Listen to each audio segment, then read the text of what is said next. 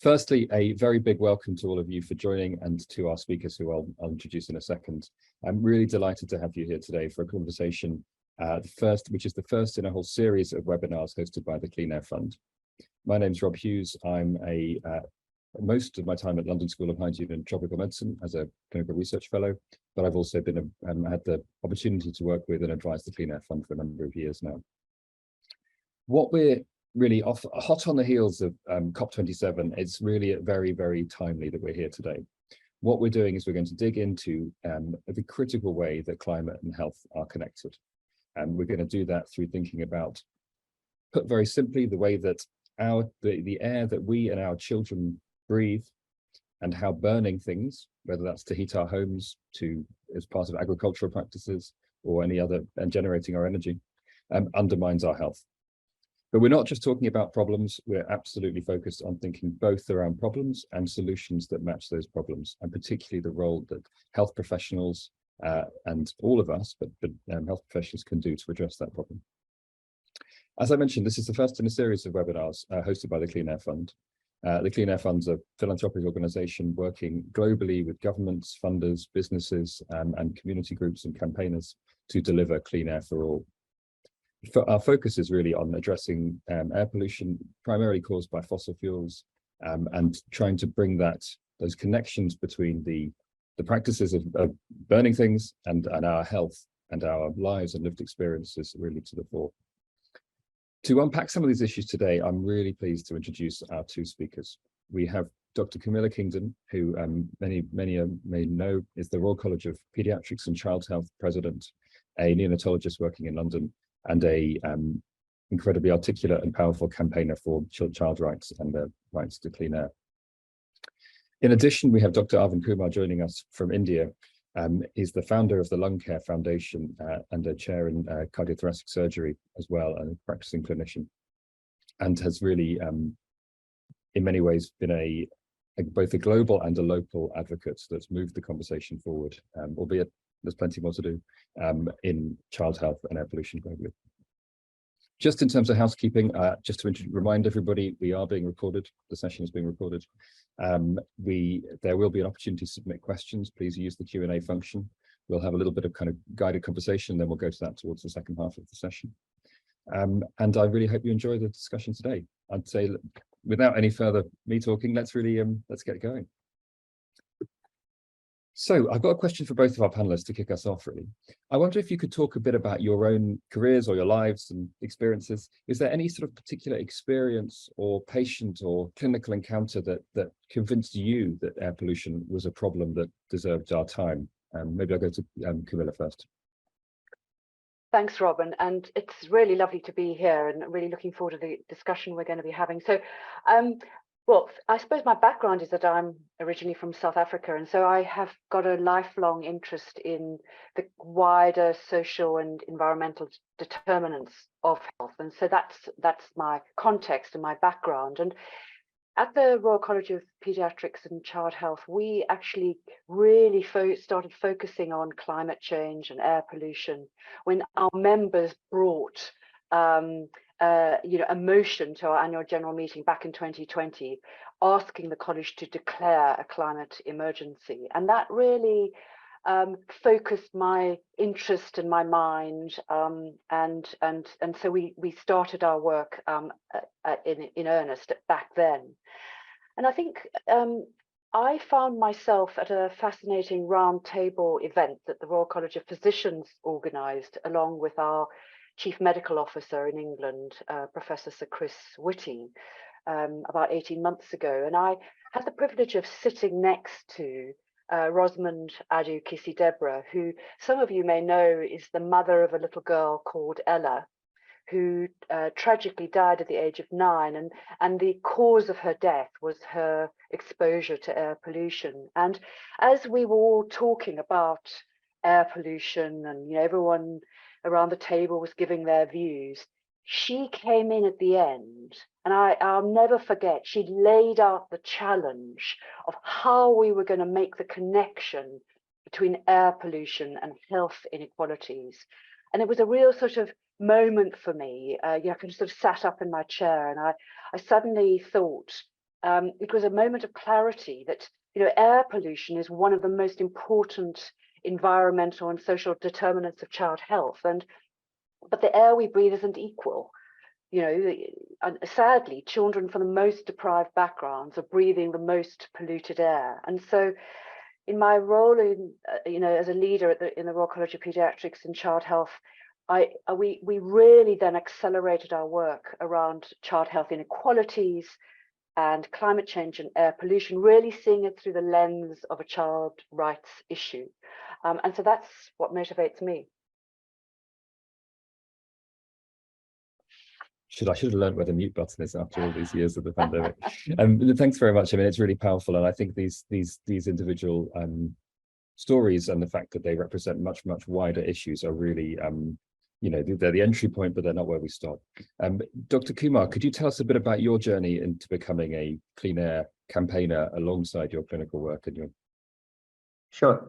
So first of all, thank you very much, Clean Air Fund, and good afternoon, good evening to everyone who is part of this webinar. My connect with air pollution occurred during the course of my clinical duty. So I'm a chest surgeon, and I've been operating on lungs since 1988. So way back in 1988, when I started operating, I used to see pink lungs in people who are not smokers. So diseased area may be diseased, but rest of the lungs will be pink. And when we have smokers, and particularly heavy smokers, we would see black deposits and black lungs. But around 10-15 years back, I noticed a subtle but a very clear change in the basic color of the lungs of the people. And I started seeing more and more black spots on the lungs of even non-smokers. And initially it was a small kind of a subtle change. I thought maybe it's minor, but then it persisted. And my turning point came around 2011-12, when I actually saw those black deposits on the lungs of some teenagers also. And then I thought to myself, my God, what's happening? And this is something which only I am privy to. Rest of the world cannot peep inside, your chest and see what's happening to the color, to the lungs. And that was a moment of reckoning for me that, well, it's a very serious development. What should I do with it? Shall I just let it go because my job is to operate on lungs and I do that and I move on, I'm doing my duty, or else I take some pictures, I take some time out of OR, come to public space and start showing these images outside. And after a lot of churning, I said, no, it will be very wrong on my part if I just stay inside, because by staying inside, I can help a few hundred people every year by removing their diseased lungs. But if I share this information with people across the globe, I may actually prevent millions from acquiring lung diseases.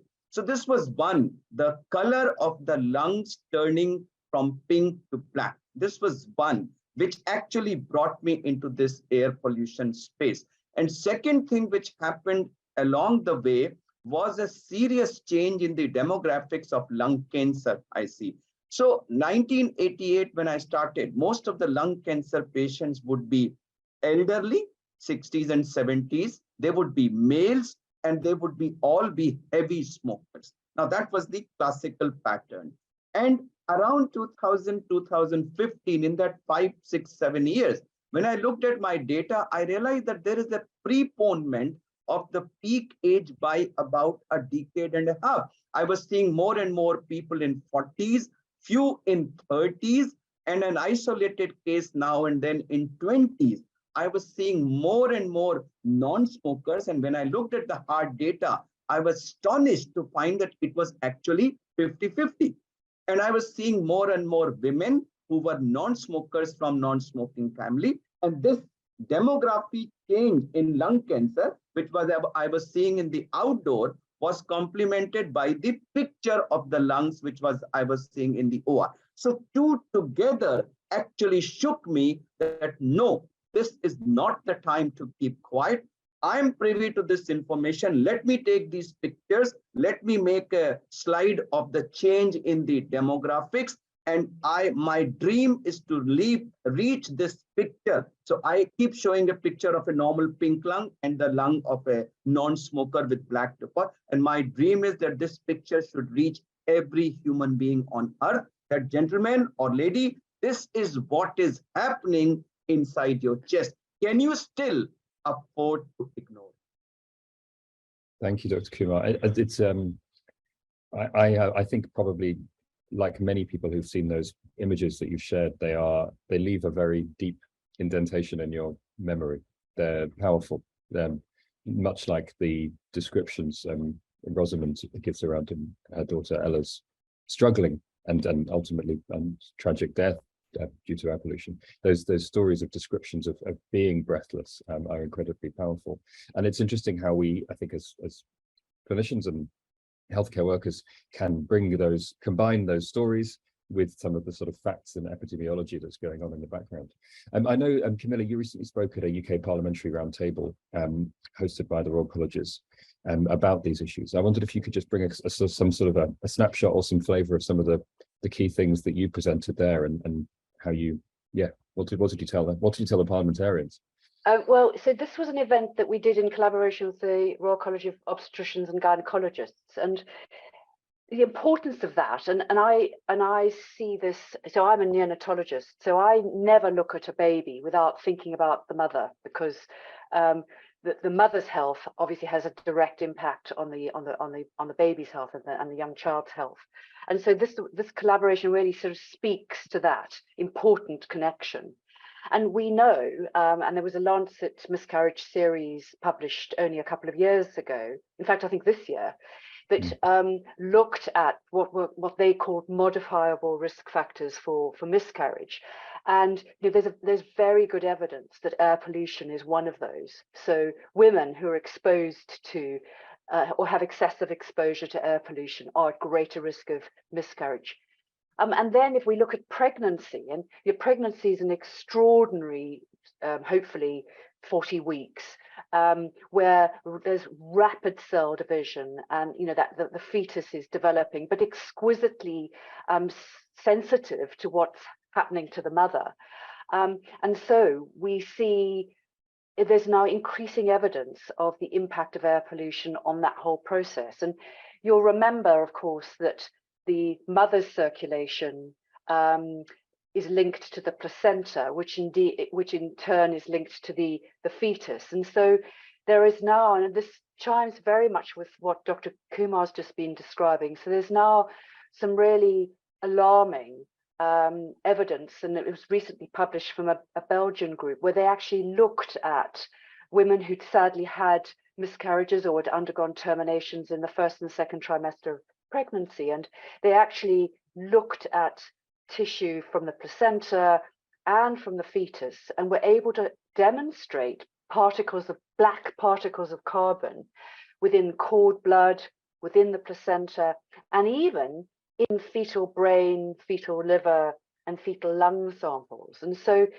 this is a very visible and alarming evidence base for showing how the pregnant woman who is in an environment of poor air quality is actually exposing her fetus to all those risk factors that we've just been talking about. So this is a very worrying situation, and this was why, as a group of obstetricians and pediatricians, we wanted to come together to talk about it. Because of course we also know that in young children, small children have a faster respiratory rate. They breathe faster than adults. So actually their exposure to air pollution is greater. Their immune systems are not as well developed and mature. Right. And so the toxic effects of air pollution, which as adults we might be able to better cope with, a young child can't cope with. And then there's obvious things like, children are shorter. So actually when you're walking with your child along a busy road, your child is much closer to the exhaust pipe of a car. So there's that kind of sort of really basic sort of physical issues that make children far more susceptible to air pollution. So I think there is no doubt, and the evidence base is rising exponentially, telling us the same message. And I have to say that as a UK paediatrician, we've got a lot of evidence of how poorly children with asthma, for instance, in this country do when compared to children in other European and OECD countries. You know, we've got a far greater rate of emergency hospital admissions with children with asthma than many other European countries, and tragically a far greater death rate from asthma as well. So, you know, we've got a lot of work to do here to try and understand the role of air pollution in all of that. I mean, it's not it's not a simple link, but we know it's a strong contributor. So I think there's a lot of areas as a paediatrician that really worry me, and those were the messages we were trying to get across in our parliamentary roundtable. Thanks very much. And it strikes me that, you know, there's some sort of very complex physiology going on here. We're all learning every day about different mechanisms, but actually there's also some basic things we need to remember. So what goes into the lungs doesn't stay in the lungs. It affects the systemic development. And then there's point around vulnerability and the particular exquisite vulnerability of those early years in the period from kind of preconception to young babies. And we'll maybe come back to that in a minute if we have time. Yeah, exactly. Thanks very much. And to just turning to you, Dr. Kumar. So last time we met, we were in Sharm el Sheikh, and you were talking at the COP27 climate negotiations there. And I would be intrigued by any reflections you have on that and how your work was received, and really, you know, how you know, what were you telling them about your experiences of the effects of air pollution on young people in where you work? Yeah, thank you. So first of all, I echo every word of what Dr. Camilla has described.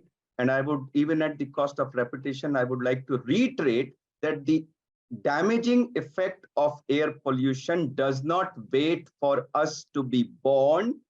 It starts hitting and hurting us even before we are born by entering through the lungs of the mother, passing through placenta, and causing congenital defects, growth retardation, premature delivery, intrauterine death, and a whole lot of perinatal problems. And when the child grows, they have, you know, in India, in rural areas, air pollution, indoor air pollution exposure and pneumonia caused by that is one of the commonest causes of death in under 5 population. They have higher incidence of cancers, they have bronchiolitis, bronchitis, asthma, pneumonias, stunted growth.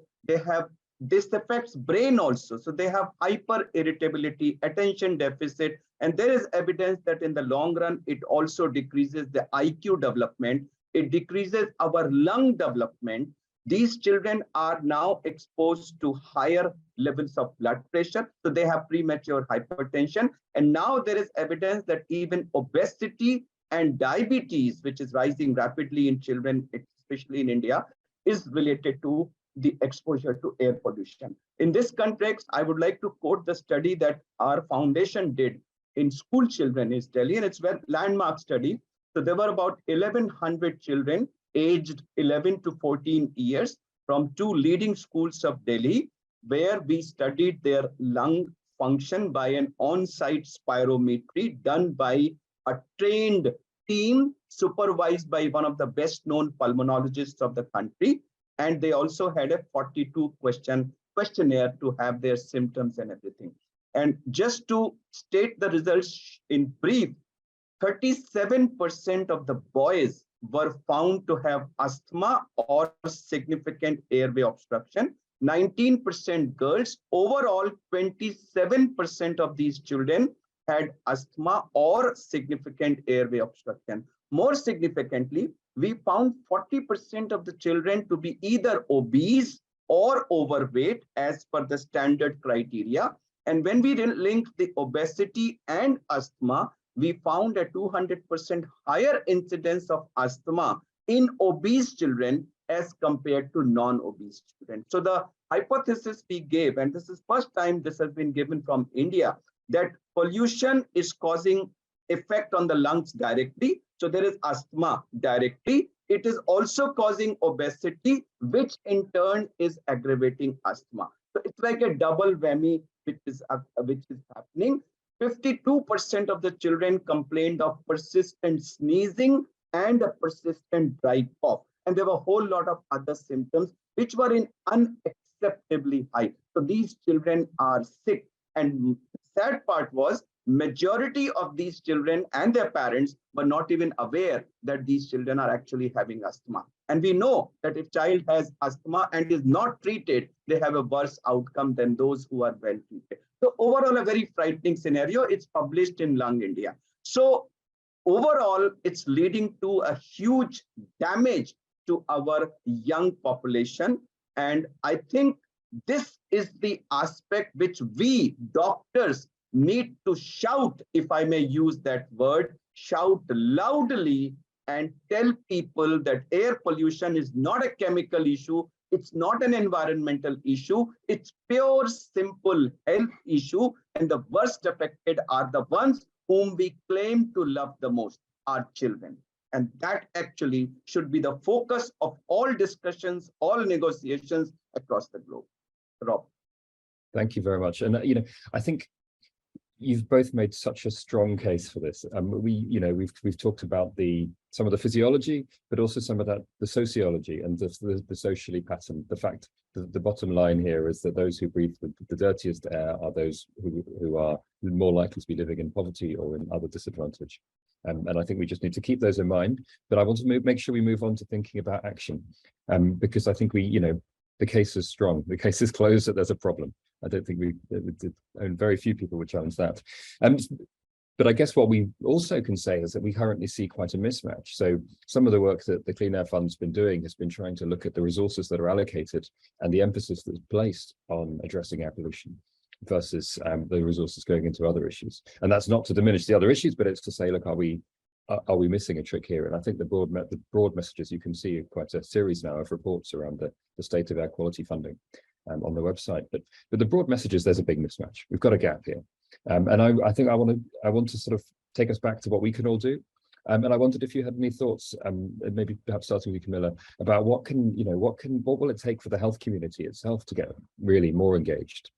How do we get more colleges, more colleagues, more collaborations across different groups of health professionals, and thinking beyond doctors as well? I mean, I think there are two parts to your question. There's the health community, but there's the kind of wider community. And I think the two go hand in hand. I think doctors and nurses, healthcare professionals, are still seen as trusted members of society. So actually, the stories we tell, the messages we give actually are listened to, and so actually I think we've got a responsibility, a bit like Dr. Kumar's described. If we understand the size and the scale of this problem, we actually do have a responsibility to advocate and get those messages out, because actually we're usually trusted in this kind of space. So I very much see, come at it as from a perspective of child rights issue. I think there's a complex interrelationship between poverty and deprivation and air pollution, and I think they are obviously very closely linked, and we know that from data from all around the world. I mean, there's some really compelling data now from sub-Saharan Africa looking at the impact of air pollution directly on child mortality, for instance, and staggering contributions to children's mortality. But it holds true even in the richer nations. And there was a really interesting report from UNICEF a couple of years ago that specifically looked at air pollution in the context of children growing up in richer countries, and very similar to what Dr. Kumar has described, contributing to poor educational attainment, poor mental health, in addition to lung pathology. So I think as a health professional, we need to start by making the case. It's about laying out the evidence, appealing to people at an intellectual level to say, here is the evidence. Let's have a serious conversation about what we understand is the scale and complexity of this problem. And then we have to help equip people to make the case. And a lot of doctors don't really see themselves as activists. They feel quite uncomfortable in that role, and I respect that. So, Royal Colleges, for instance, can take on advocating for, say, legislative change. And, I'm really delighted that, for instance, there's a bill going through UK Parliament at the moment that we call Ella's Law, which is around enshrining the right to clean air in legislation, a bit like the access to clean water is enshrined in legislation. So, at the Royal College, we will strongly, and Clean Air Fund likewise will be strongly advocating for that. But that doesn't necessarily sort of sit comfortably with your average doctor or nurse. And so I think for them, it's about saying, do you know what, you can advocate in your interactions with your patients. And much, much more locally. And there are resources out there that can help people do this. And so, for instance, when you're seeing a child in the emergency department who keeps representing with asthma that's you kind of can't quite get on top of, there's a great website called, and we'll share some of these links after this webinar, called addresspollution.org, where you can literally put the child's postcode in, and it will tell you what the air quality in that area is today. And I always remember Ella's mother Rosamond saying that knowledge is power, and if as a mother she had known how much air pollution was contributing to Ella's really difficult asthma, she would have done something about that.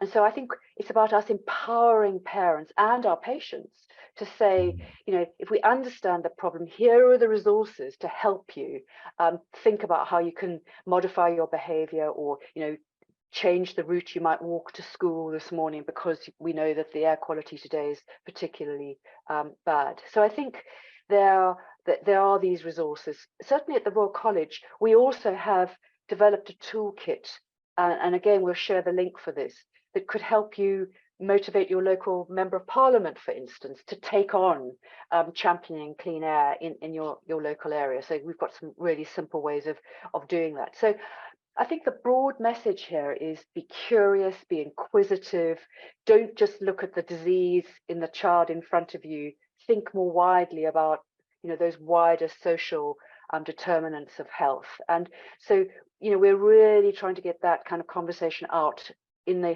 healthcare community about thinking more broadly about, and I think this winter is a particular case in point in the Northern Hemisphere, where there's real issues around cost of living, real concerns about people's access to kind of heating their homes and so on. And so we absolutely have to be thinking more broadly about disease. Thanks so much, Camille. So much in there. I won't attempt to get to summarize it, but I think this question of ask why is the patient in front of you unwell, and is not a bad place to start. And the more you ask why, then perhaps the things in the things we need in our toolkits as advocates and professionals will evolve, and we need to match those. Exactly. Worth also just mentioning that law you mentioned, Ella's Law, is really interesting. It's very timely today that just this morning that the House of Lords passed that law and returned it to the House of Commons for further consideration. So there is some progress. We are building a constituency of people who say, yes, it is that we ought to not having the right to clean air should not be the type of society we want to live in. So there's some progress there, although lots more to do. Dr. Kumar, can I ask just some very quick thoughts about engaging health professionals and your work to build a cadre of influential voices and change the conversation in India? What do you think is the way to engage health professionals? Yeah. So once again, I start by echoing everything which Dr. Camilla has said, because there is so much of similarity of thoughts and planned actions. So I would say the health professionals can actually help in 5 ways. Number one, awareness, which to my mind is the starting point. Unless somebody is aware that there is a problem, there is no way that he is going to do a solution or accept a solution which is uncomfortable. And this awareness, as Dr. Camilla said, starts from our outdoor clinics, where if a child walks in, parents walk in.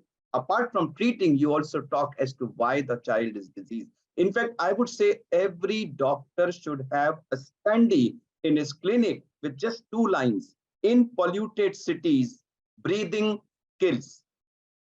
Just write these 2 lines. In polluted cities, breathing kills. And 99.9% of the times, this will start a conversation. You know, patients are going to ask you why breathing, how can breathing kill? And it will start a discussion. Awareness also needs to be increased amongst doctors. So we have this group called Doctors for Clean Air, which we are running across India, where we have hundreds of doctors who are active members of it, and nearly 300,000 plus specialists are indirectly associated, because 21 leading medical associations have pledged to be part of this network and are spreading this. So while I interact with those people, I find that although they may have little bit things here and there, but there are big gaps in their knowledge as well.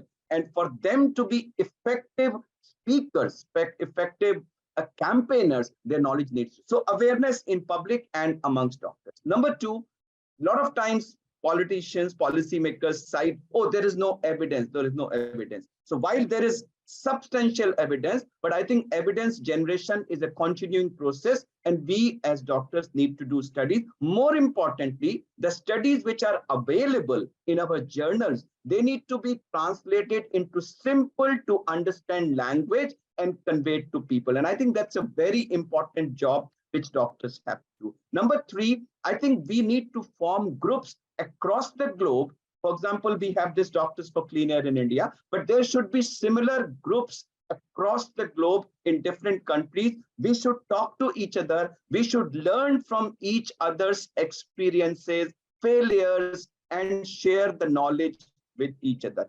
Number four, we need to reach out to policymakers also. Like we have this group called Parliamentarians for Against Pollution. So I went and addressed, and I showed those black lung, pink lung pictures to them. So one of the members of parliament actually took that picture, and next day he stood outside the central hall of the parliament and got himself picked, and that was carried by press all over. So we need to reach out to these people and do that. And fifth, but not the least important, is that we ourselves should not be succumbing to local solutions. So, there is a lot of local personal solutions which are being suggested as a solution for pollution.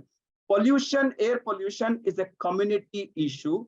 It has to be addressed as a community issue. So we should not be propagating and suggesting personal solutions. We should be lobbying for long-term suggestions, and marginalized sections of society who are actually the worst affected and least bothered and talked about should be focus of our discussion, so that when the corrective actions are taken, they are not only taken rapidly, but they are also taken in a just manner.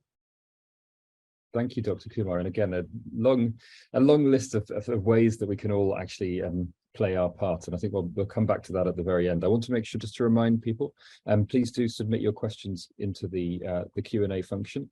We'll try and get through as many of them as we have, although we are running low on time. Just to go on to those questions, I wondered if you could both make a comment on this. Someone's asked a question around safe levels. So we have, it's and I can relate to this. There's a lot of complexity around different levels by DEFRA, WHO, others. What do we know about how can consumers of this information navigate these waters? Perhaps we could talk a bit about WHO levels and the role of the World Health Organization in those two. I don't know if either of you would like to speak to that. How do we navigate that? Shall I kick off? I mean, I think WHO have set some targets, but I mean it's really disappointing that, like in the UK, I think 86% of children when they last looked at it were not exposed to were exposed to levels that are in excess of WHO targets. So I think there are targets. We ought to be lobbying really hard that these targets are taken seriously. The Mayor of London, Sadiq Khan, has made some inroads into trying to address this, and then of course we've got fantastic activists like Rosamund Kissy-Debrah and others. So I think we need to get behind the targets. They're there for a reason, but we've got a long gap to close to get anywhere near achieving them. Thanks very much. I'm really conscious we've had so much rich discussion. We have limited time left, but I think the headline there is, as you said, there's this there's this sort of core principles here, aren't they?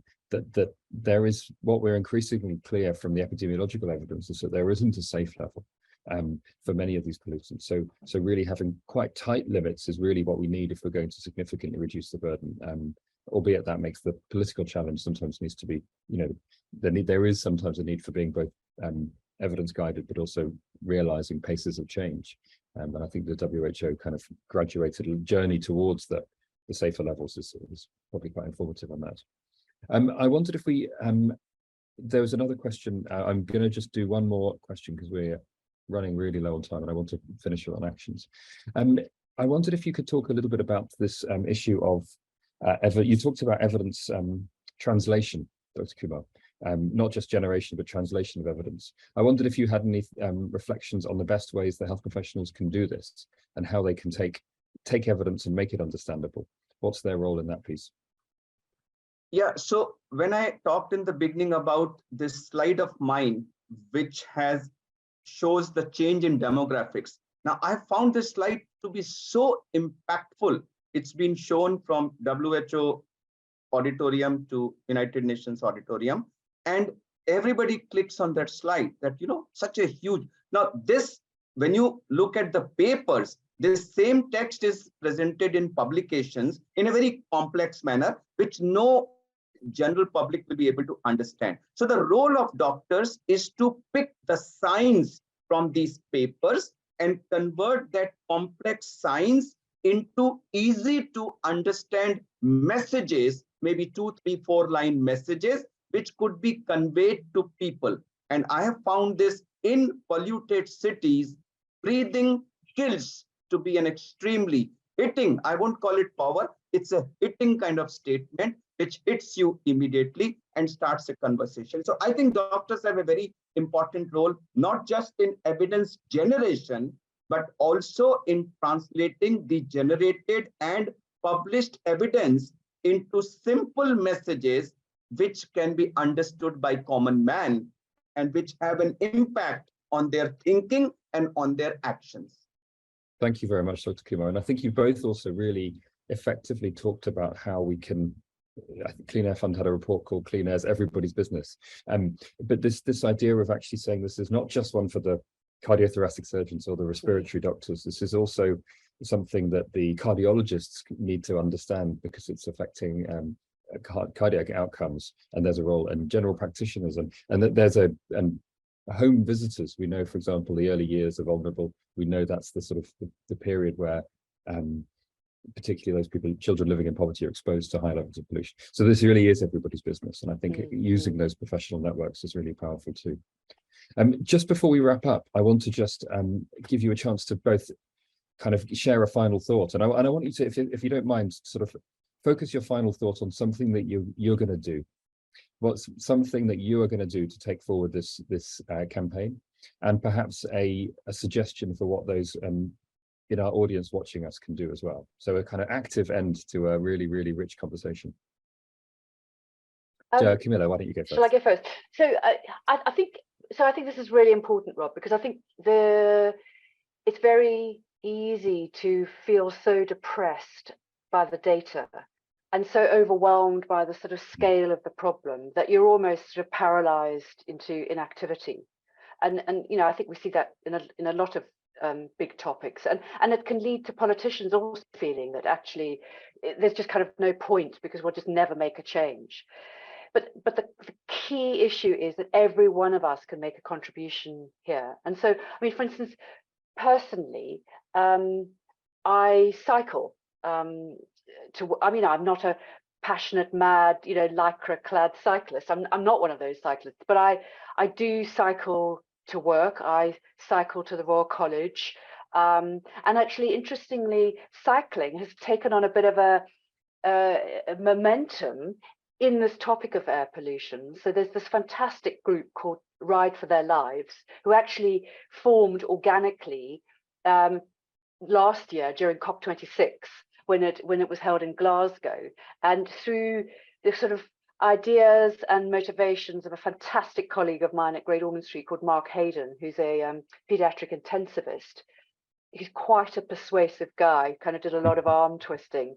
A huge number of us, pediatricians, nurses, health informatics people, managers, but all working in the child health arena in this country, got together and essentially cycled from London to Glasgow. Now, we didn't all do the whole thing. I did Newcastle to Carlisle, which, believe you me, was enough, but there were some heroes and heroines who literally did the whole thing, and it was fantastic for us coming together and sharing ideas. But also, as we cycled, we stopped and engaged with the public who might be out walking their dog or whatever, and just people saying, what on earth are you doing? And we'll go, well, actually we are riding to publicize the impact of air pollution on the children that we look after's lives, and that felt like a really meaningful thing to do, and it's persisted. So this year, obviously, COP was in Sharm el Sheikh, so there was no way we were going to be able to cycle there. But a number of cycle rides have happened again to raise awareness. So I think the message is that you absolutely can do things. Knowledge is power, and we need to also give that power to our patients and to their parents. And so, some of these websites and links that I've mentioned, where you can actually understand what your air quality issues are in the area you live, actually start helping people take a bit of control over what can feel like a really unbearably insurmountable problem. Super, thanks very much, Camilla. And Dr. Kumar, what's something you're going to do, and what's something you're going to ask our audience to do? So I would, if I had my choice, I would travel across the globe with these pictures of pink lung, black lung, and other diagrammatic representations of what air pollution is doing to your body. So I have a picture where you have all the organs of the body shown from brain to toe, and it says each of these organs is affected.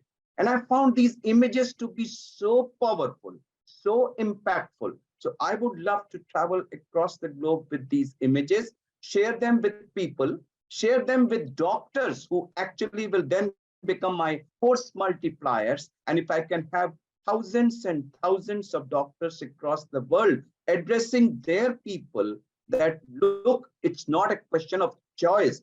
There is no choice. If you don't act over it today, your tomorrow will not be bad. There will be no tomorrow. So it's an existential threat to the human race. So that gravity of, people do perceive, they are making 50-year plans. We may not be there for those plans to be executed.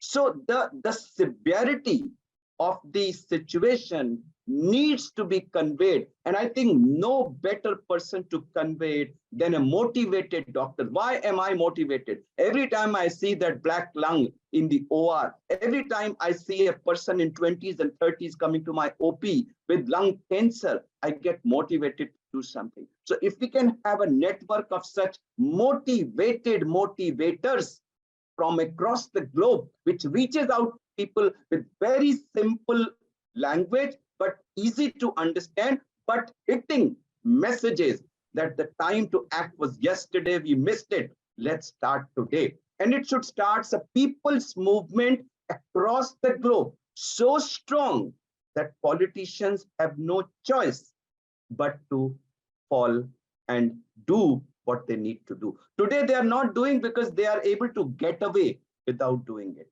If their seats are in danger, if their votes are in danger, if people say, we will not vote if you don't do what you ought to do, they will do what they ought. Thank you very much. I really, both incredibly powerful collection, ranging from the individual leading to kind of the building of a collective community of activists through to force multipliers to address these kind of very big challenges. I think you've really articulated that individuals coming together to be something greater than some of the parts, and all of our roles on that. I'll tell you one thing I'm going to do. I'm going to continue some of our work that we are doing to try and capture the lived experiences of children, young people, and parents of babies and toddlers of high air pollution. And we're trying to actually capture that and see how it's affecting their sleep, their learning, their socializing, and communicate that, so we can, again, make this harder to ignore. I think that's where we think doing good science and good data can help to add to that noise. What I'm going to ask you all is a final the audience is to thing you can do is you can sign up to the Clean Air Fund's newsletter. If you point your phone at the QR code here or search on the Clean Air Fund's website, you'll see the future events. The next webinar in the series is on the 26th of January next year, and is going to be looking at successful campaigns for clean air for children around the world. So really thinking about really nicely building on what we've been talking about around broader based campaigns around community groups, parents groups and the like. I want to finally thank Dr. Camilla Kingdon and Dr. Arvind Kumar for joining us today, and to all of you for joining us. I think it's been an incredibly inspiring, rich, diverse, and we've covered an awful lot of ground. So yes, thank you very much, both of you, and I hope we can continue the conversation.